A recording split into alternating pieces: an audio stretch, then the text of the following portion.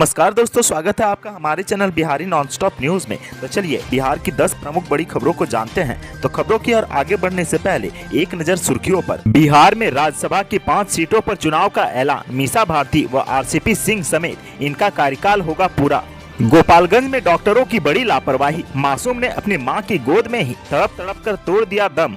BPSC ने किया बड़ा बदलाव, अब निजी कॉलेजों में सेंटर नहीं। 15 मई को होगी सीडीपीओ की परीक्षा, जाने खास बातें। बीपीएससी पेपर लीक के बाद एग्जाम को लेकर सीबीएसई सतर्क। बिहार में कड़ी निगरानी के बीच होगी 10वीं और 12वीं की परीक्षा। 7वें चरण में बिहार के हाई व +2 स्कूलों में 83,000 से अधिक शिक्षक होंगे नियुक्त, जाने प्रक्रिया। पटना हाईकोर्ट में नौकरी के नाम पर छात्रा से जालसाजी, फर्जी हस्ताक्षर के साथ भेजा नियुक्ति पत्र। बिहार के पर्यटन स्थलों पर यात्रियों की सुविधा के लिए बनाई जाएगी कमेटी, जानिए कौन होंगे सदस्य। बिहार के सभी सहकारी बैंकों के बोर्ड किए गए भंग, नए सिरे से जल्द होगा पुनर्गठन। पीएम नरेंद्र मोदी बिहार के 73 बच्चों से करेंगे बात, शिक्षा एवं स्वास्थ्य के विषय पर होगी चर्चा। महात्मा गांधी सेतु का पूर्वी लैन बनकर तैयार, 7 जून को नितिन गडकरी और सीएम नीतीश कुमार करेंगे लोकार्पण। बिहार में मनचाही पोस्टिंग के बाद भी नहीं पढ़ाने वाले शिक्षक होंगे सस्पेंड, बच्चों के लिए फिलो ऐप लॉन्च।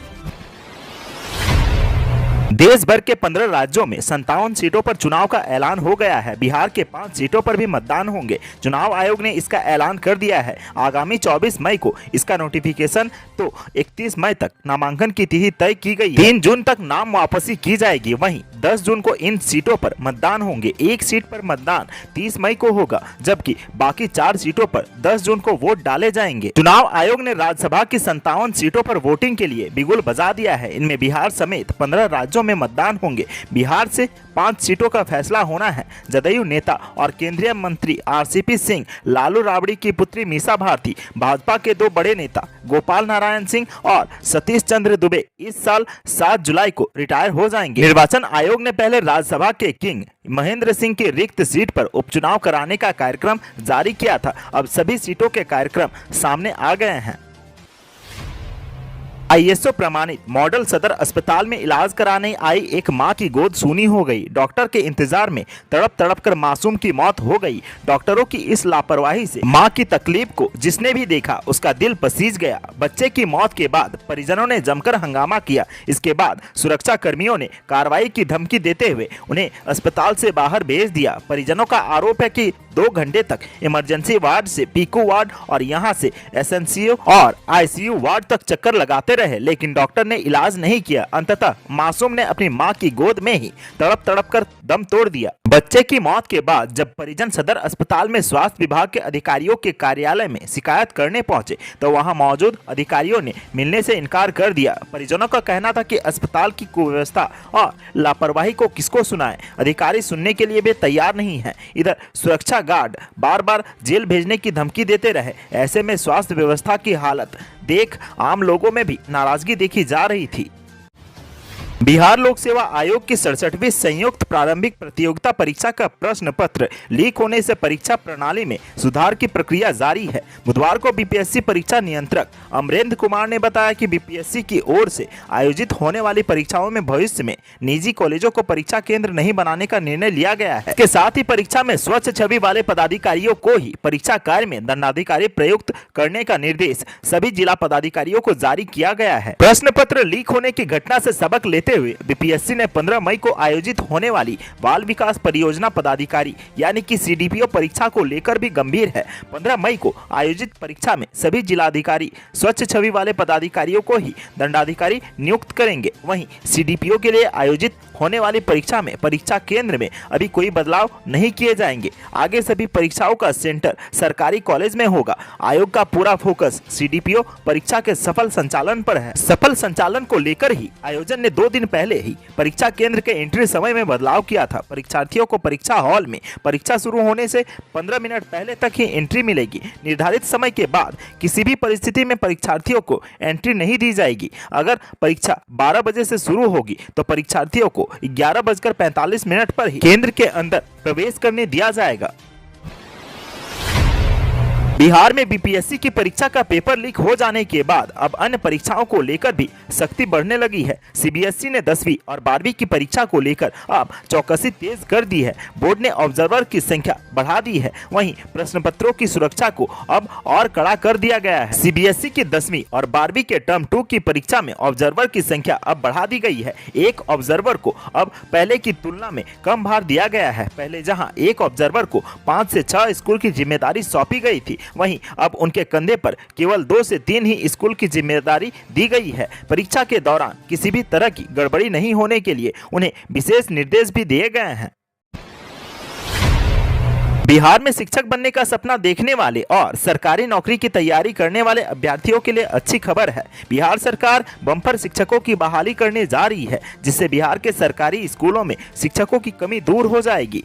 प्रस्तावित 7वें चरण में माध्यमिक और उच्च माध्यमिक स्कूलों में 83,277 से अधिक रिक्तियां हैं। इनमें सबसे अधिक 49,361 रिक्तियां 6,421 उच्च माध्यमिक स्कूलों के लिए होंगी। माध्यमिक और उच्च माध्यमिक स्कूलों में नियुक्तियों के लिए नियमावली तैयार की जा रही है। सूत्रों से मिली जानकारी के मुताबिक माध्यमिक स्कूलों में 33,916 पद रिक्त हैं। 5,425 माध्यमिक स्कूलों में प्रति स्कूल 6 शिक्षकों की नियुक्ति की जानी है। यह शिक्षक हिंदी, अंग्रेजी, विज्ञान, गणित और सामाजिक विज्ञान के होंगे। साथ ही उर्दू, संस्कृत आदि के लिए 5,791 और कंप्यूटर शिक्षक के लिए 1,000 पदों पर नियुक्ति होनी है। ये पद इस चरण के लिए सृजित हुए हैं।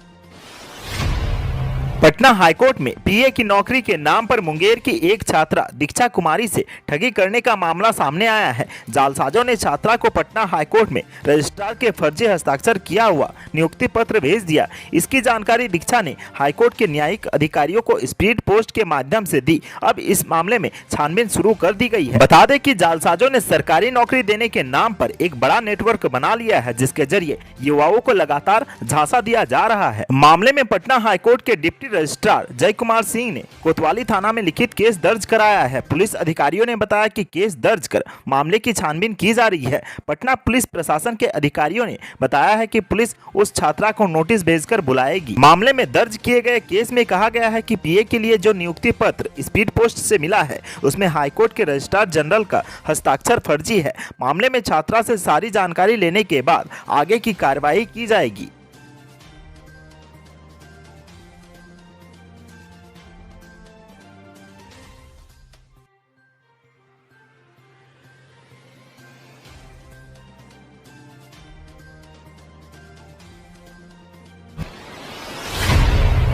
कोरोना महामारी ने कई परिवार उजाड़ दिए। कितने ही बच्चों ने अपने मां बाप को खो दिया। इन्हीं बच्चों का हाल जानने के लिए देश के प्रधानमंत्री नरेंद्र मोदी इन बच्चों से स्वयं बात करेंगे। इस बातचीत के दौरान प्रधानमंत्री नरेंद्र मोदी बच्चों से उनकी खैरियत के साथ साथ उनके पढ़ाई लिखाई को लेकर भी चर्चा करेंगे। समाज कल्याण विभाग से प्राप्त जानकारी के अनुसार अभी तक इन बच्चों को प्रधानमंत्री से बात करने की तारीख के बारे में नहीं बताया गया है, परंतु संभावना है कि इसी महीने में प्रधानमंत्री बच्चों से बात करेंगे। कोरोना के कारण अनाथ हुए बच्चों के साथ प्रधानमंत्री की बातचीत के लिए समाज कल्याण विभाग के द्वारा सभी जिलाधिकारियों की तैयारी का निर्देश दिया गया है। जिन जिलों के यह बच्चे हैं, उन्हें प्रधानमंत्री से बातचीत के लिए तय तारीख के दिन समाहरणालय लाया जाएगा, जहां जिले के संबंधित डीएम की मौजूदगी में बातचीत होगी। बिहार में 73 ऐसे बच्चे हैं जो कोरोना काल में अपने मां बाप को खो चुके हैं। इन बच्चों को राज्य सरकार अपनी ओर से प्रति महीने 1500 रुपये की राशि देती है।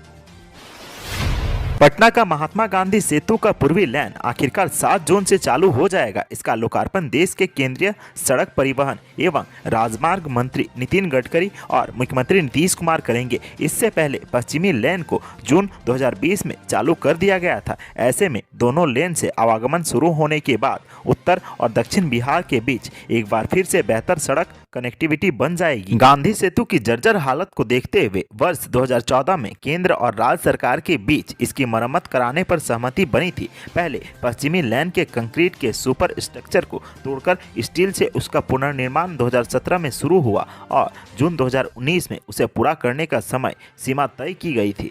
बाद में इस समय सीमा को बढ़ाकर दिसंबर 2019 व फिर मार्च 2020 तक कर दिया गया था। अंत में पश्चिमी लेन जून 2020 में चालू हुआ था। उसी साल मानसून के बाद पूर्वी लेन का भी पुनर्निर्माण शुरू किया गया था। बिहार के शिक्षा मंत्री विजय कुमार चौधरी ने कहा है कि शिक्षकों को उनके मनचाहे स्थान पर पोस्टिंग दी जा रही है, इसके बाद भी वह ईमानदारी से नहीं पढ़ाएं तो उन्हें तत्काल सस्पेंड कर दिया जाना चाहिए। अफसरों की जिम्मेदारी है कि वह दफ्तरों में नहीं स्कूलों में पहुंचे, वहां कम से कम एक पीरियड में मौजूद रहें, पढ़ाई का स्तर जानें, इसके बाद पढ़ाई की गुणवत्ता सुनिश्चित करने के लिए कदम उठाएं। मुख्यालय में दूर दराज से शिक्षक और कर्मचारी नहीं दिखने चाहिए, इसके लिए जरूरी है कि अफसर खुद दुरुस्त क्षेत्रों में पहुंचे। शुक्रवार को शिक्षा मंत्री ने यह बात श्री कृष्ण मेमोरियल हॉल में आयोजित कक्षा 9 से 12वीं तक के क्लास के 45 लाख बच्चों की पढ़ाई से जुड़ी दिक्कतों के समाधान के लिए फिलो ऐप की औपचारिक लॉन्चिंग के अवसर पर कही। फिलो ऐप बच्चों को लाइव ट्यूटरिंग करेगा। यह ऐप पाठ्यक्रम और पेशेवर कोर्स से जुड़ी दिक्कतों का समाधान करेगा। इसका निर्माण बिहार के ही IITians ने किया है। बिहार के गया जिले में श्रम संसाधन विभाग की पहल पर विभागीय परिसर में ही जॉब कैंप लगाया जाने वाला है। यह जॉब कैंप 9 मई को लगाया जाएगा, जिसके लिए विभाग की तरफ से तैयारियां शुरू की जा चुकी है। इस जॉब कैंप में 10वीं से 12वीं तक के पास छात्र और ITI डिप्लोमा के अभ्यर्थी भी भाग ले सकते हैं। इस जॉब कैंप द्वारा तकरीबन 150 छात्रों को नौकरी दिए जाने का लक्ष्य रखा गया है। इस कैंप में पूरे जिले में योग्य अभ्यर्थी शामिल हो सकते हैं। कैंप में हिस्सा लेने के लिए अभ्यर्थियों को अपने साथ शैक्षणिक प्रमाण पत्र की फोटोकॉपी और खुद का स्टैंप साइज 4 फोटो लेकर आना होगा। इसके साथ ही आधार कार्ड भी लाना अनिवार्य होगा। तो आज के सुर्खियों में बस इतना ही। बिहार से जुड़ी खबरों के लिए सब्सक्राइब करें हमारे चैनल को और साथ ही साथ फेसबुक और इंस्टाग्राम में हमें फॉलो करना ना भूलें। धन्यवाद।